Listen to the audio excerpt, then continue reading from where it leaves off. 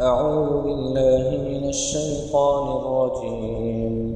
بسم الله الرحمن الرحيم. الحمد لله الذي أنزل على عبده الكتاب ولم يجعل له عوجا قيما لينذر بأسا شديدا من لدنه ويبشر المؤمنين الذين يعملون الصالحات أن لهم أجرا حسنا ماكثين فيه أبدا وينذر الذين قالوا اتخذ الله ولدا ما لهم به من علم ولا لآبائهم كبرت كلمة تخرج من أفواههم إن يقولون إلا كذبا فلعلك باخع نفسك على آثارهم إن لم يؤمنوا بهذا الحديث أسفا إنا جعلنا ما على الأرض زينة لها لنبلوهم أيهم أحسن عملا وإنا لجاعلون ما عليها صعيدا جرزا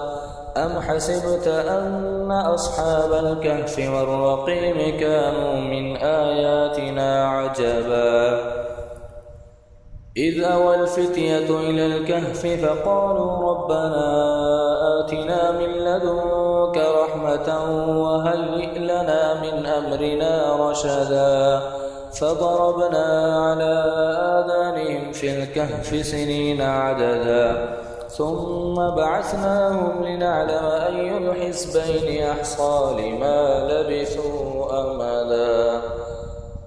نحن نقص عليك نبأهم بالحق إنهم فتية آمنوا بربهم وزدناهم هدى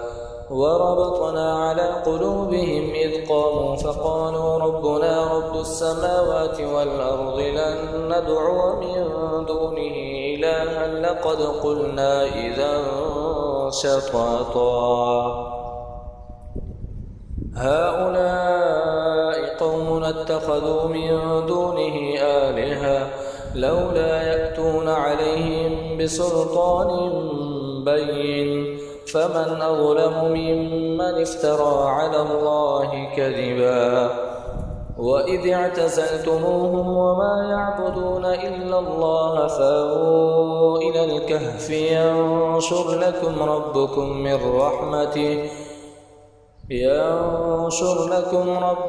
من رحمته ويهيئ لكم من أمركم مرفقا وترى الشمس إذا طلعت تزاور عن كهفهم ذات اليمين وإذا غربت تقرضهم ذات الشمال وهم في فجوة منه ذلك من آيات الله من يهد الله فهو المهتد ومن يضلل فلن تجد له وليا مرشدا وتحسبهم أيقاظا وهم رقود ونقلبهم ذات اليمين وذات الشمال وكلبهم باسط ذراعيه بالوصيد لو اطلعت عليهم لوليت منهم فرارا ولملئت منهم رعبا وكذلك بعثناهم ليتساءلوا بينهم قال قائل منهم كم لبثتم قالوا لبثنا يوما أو بعض يوم قالوا ربكم أعلم بما لبثتم فبعثوا أحدكم ببرقكم هذه إلى المدينة فلينظر أيها أزكى طعاما فليأتكم برزق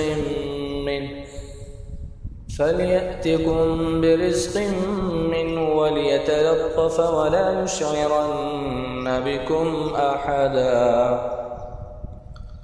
إنهم إن يظهروا عليكم يرجموكم أو يعيدوكم في ملتهم ولن تفلحوا إذا أبدا وكذلك أعثرنا عليهم ليعلموا أن وعد الله حق وأن الساعة لا ريب فيها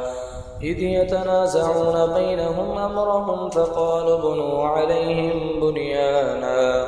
ربهم أعلم بهم قال الذين غلبوا على أمرهم لنتخذن عليهم مسجدا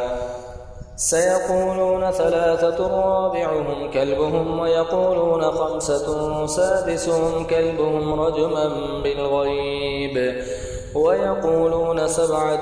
وثامنهم كلبهم قل ربي أعلم بعدتهم ما يعلمهم إلا قليل فلا تمار فيهم إلا مراء ظاهرا ولا تستفت فيهم منهم أحدا ولا تقولن لشيء إني فاعل ذلك غدا إلا أن يشاء الله واذكر ربك إذا نسيت وقل عسى أن يهديني ربي لأقرب من هذا رشدا ولبثوا في كهفهم 300 سنين وازدادوا 9 قل الله أعلم بما لبثوا له غيب السماوات والأرض أبصر به وأسمع ما لهم من دونه من ولي ولا يشرك في حكمه أحدا واتل ما أوحي إليك من كتاب ربك لا مبدل لكلماته ولن تجد من دونه ملتحدا واصبر نفسك مع الذين يدعون ربهم بالغداة والعشي يريدون وجهه ولا تعد عيناك عنهم تريد زينة الحياة الدنيا ولا تطع من أغفلنا قلبه عن ذكرنا واتبع هواه وكان أمره فرطا وقل الحق من ربكم فمن شاء فليؤمن ومن شاء فليكفر إنا أعتدنا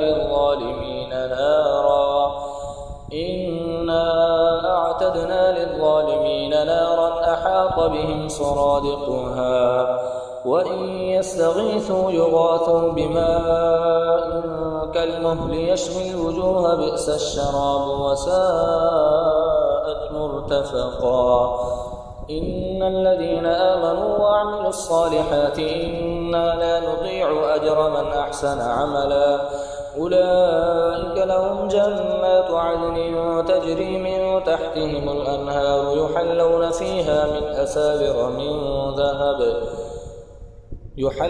فيها من أساور من ذهب ويلبسون ثيابا خضرا من سندس واستبرق متكئين فيها على الأرائك نعم الثواب وحسنت مرتفقا واضرب لهم مثل الرجلين جعلنا لأحدهما جنتين من أعناب وحففناهما بنخل وجعلنا بينهما زرعا كلتا الجنتين آتت أكلها ولم تظلم منه شيئا وفجرنا خلالهما نهرا وكان له ثمر فقال لصاحبه وهو يحاوره أنا أكثر منك مالا وأعز نفرا ودخل جنته وهو ظالم لنفسه قال ما أظن أن تبيد هذه أبدا وما أظن الساعة قائمة ولئن رددت إلى ربي لأجدن خيرا منها منقلبا قال له صاحبه وهو يحاوره أكفرت بالذي خلقك من تراب ثم من نطفة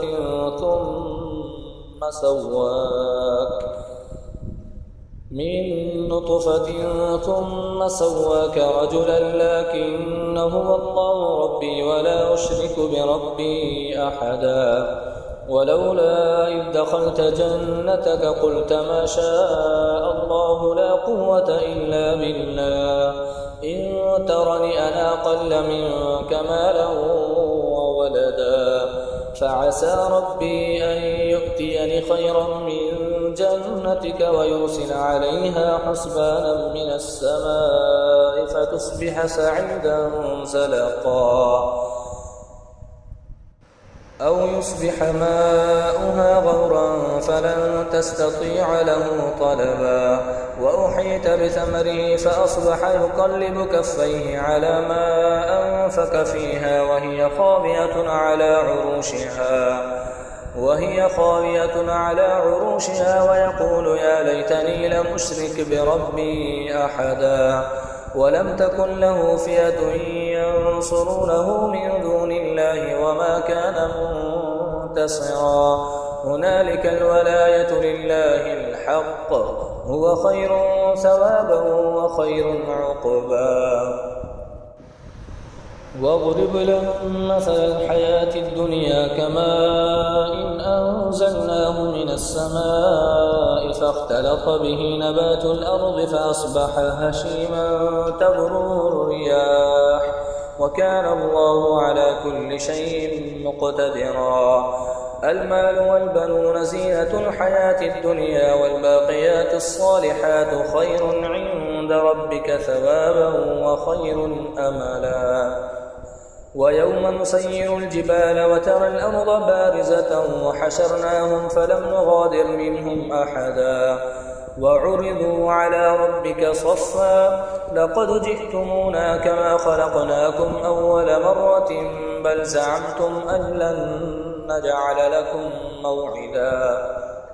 ووضع الكتاب فترى المجرمين مشفقين مما فيه ويقولون يا ويلتنا ما لهذا الكتاب لا يغادر صغيرة ولا كبيرة إلا أحصاها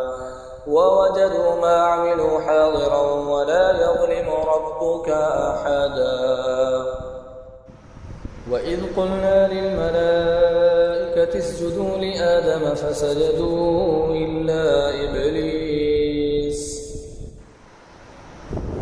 كان من الجن ففسق عن أمر ربه أفتتخذونه وذريته أولياء من دوني وهم لكم عدو بئس للظالمين بدلا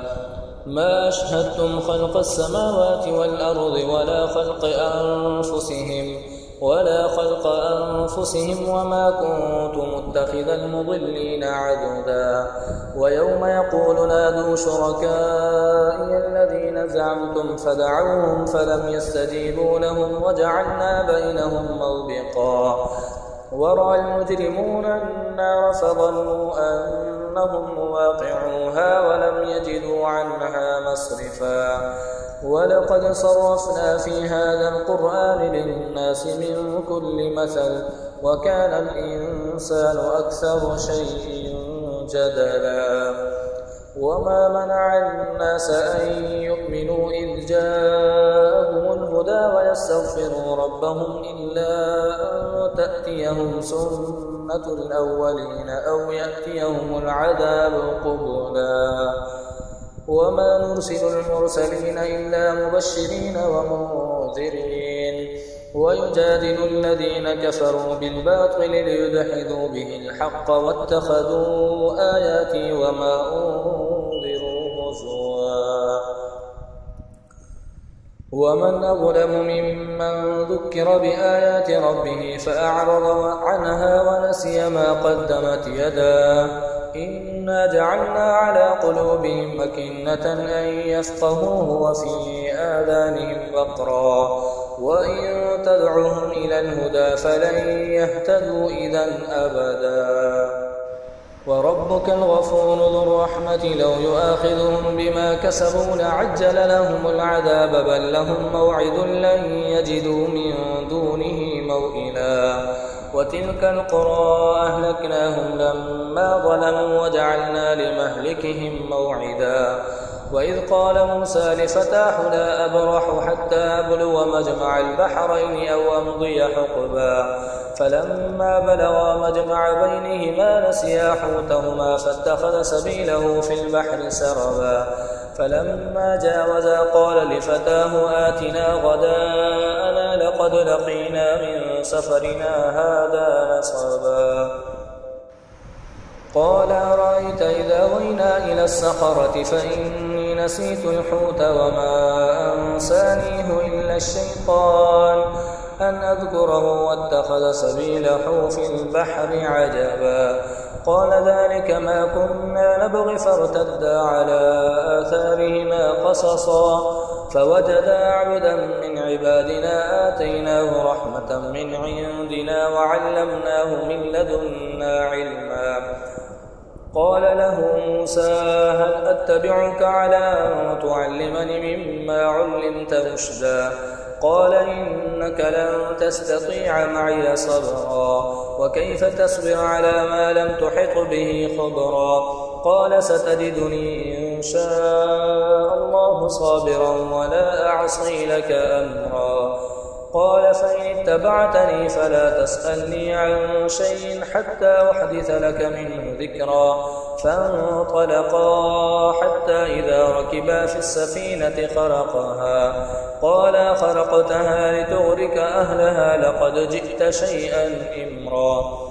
قال لم أقل إنك لن تستطيع معي صبرا. قال لا تؤاخذني بما نسيت ولا ترهقني من أمري عسرا. فانطلقا حتى إذا لقيا غلاما فقتله قال أقتلت نفسا زكية بغير نفس لقد جئت شيئا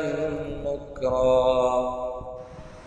قال ألم أقل لك إنك لن تستطيع معي صبرا؟ قال إن سألتك عن شيء بعدها فلا تصاحبني قد بلغت من لدني عذرا. فانطلقا حتى إذا أتيا أهل قرية استطعما أهلها فأبوا أن يضيفوهما فوجدا فيها جدارا يريد أن ينقض فأقامه. قال لو شئت لاتخذت عليه أجرا. قال هذا فراق بيني وبينك سأنبئك بتأويل ما لم تستطع عليه صبرا. أما السفينة فكانت لمساكين يعملون في البحر فأردت أن أعيبها وكان وراءهم ملك يأخذ كل سفينة غصبا. وأما الغلام فكان أبواه مؤمنين فخشينا أن يرهقهما طغيانا وكفرا فأردنا أن يبدلهما ربهما خيرا منه زكاة وأقرب رحما. وأما الجدار فكان لغلامين يتيمين في المدينة وكان تحته كنز لهما وكان أبوهما صالحا فأراد ربك أن يبلغا أشدهما ويستخرجا كنزهما رحمة من ربك وما فعلته عن أمري ذلك تأويل ما لم تسطع عليه صبرا.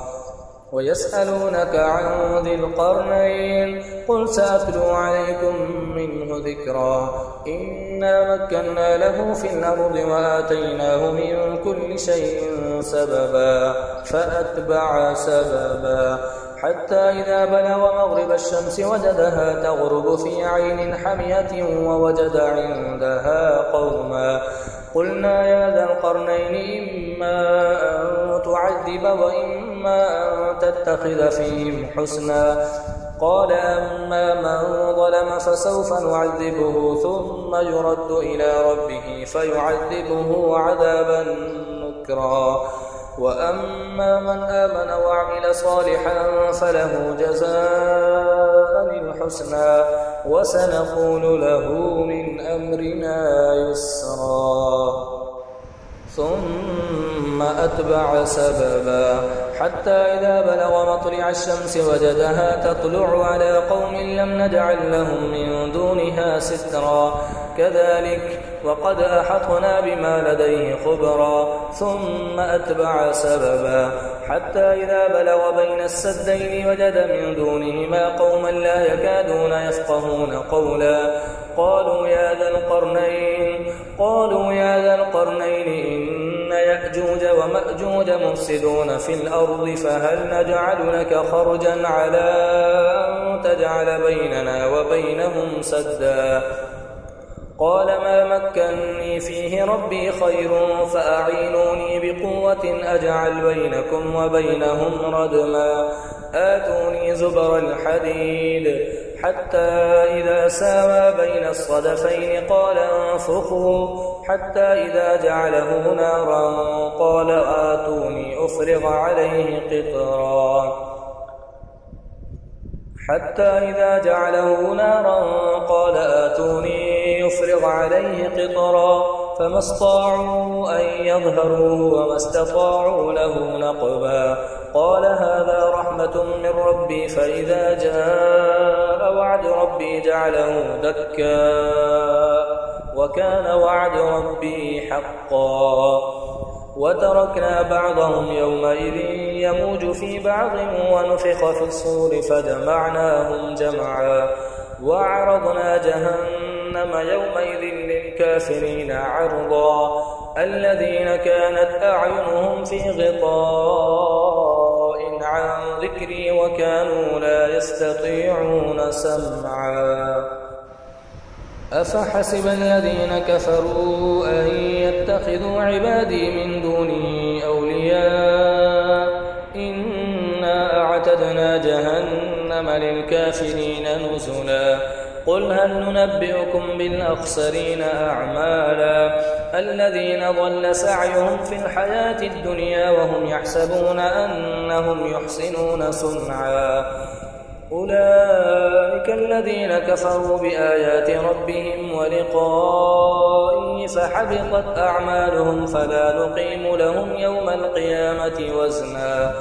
ذلك جزاؤهم جهنم بما كفروا واتخذوا آياتي ورسلي هزوا إن الذين آمنوا وعملوا الصالحات كانت لهم جنات الفردوس نزلا خالدين فيها لا يبغون عنها حولا قل لو كان البحر مدادا لكلمات ربي لنفد البحر قبل أن تنفد كلمات ربي ولو جئنا بمثله مددا قل إنما أنا بشر مثلكم يوحى إلي أنما إلهكم إله واحد فمن كان يرجو لقاء ربه فليعمل عملا صالحا ولا يشرك بعبادة ربه أحدا صدق الله العلي العظيم.